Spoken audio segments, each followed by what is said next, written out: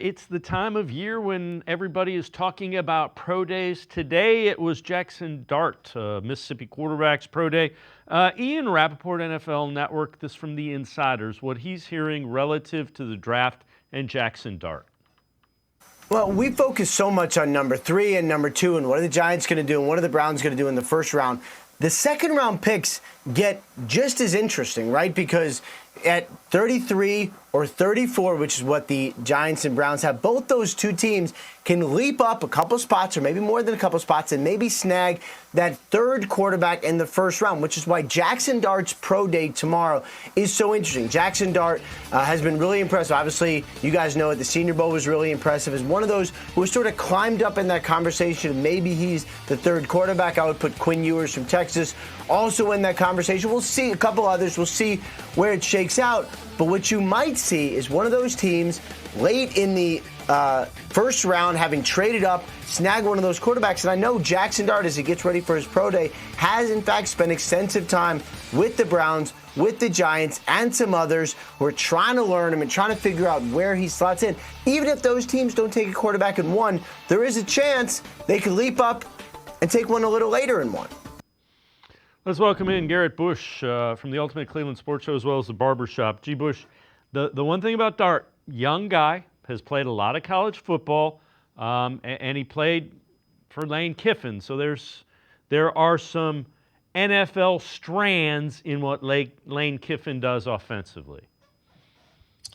I fully expect him to be a first-round draft pick. I think, we talked about it a couple of months ago. There's a couple of dudes that are going to always automatically slip back into this first round. And this is why I just think that the talk about how this is a bad quarterback class, I actually think that there's going to be 4 quarterbacks.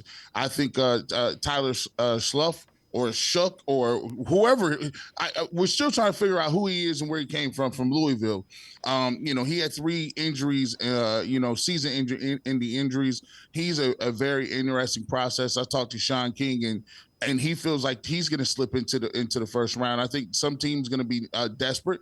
They're going to jump back in and grab him. But I fully expect Jaxson Dart to be somewhere within the late teens to the early 20s. Somebody's going to jump back in and get him because it does you no good to stay at 33 and take him in the second round because everybody wants to get the quarterback that you want and have the 5th year option. Think of it this way.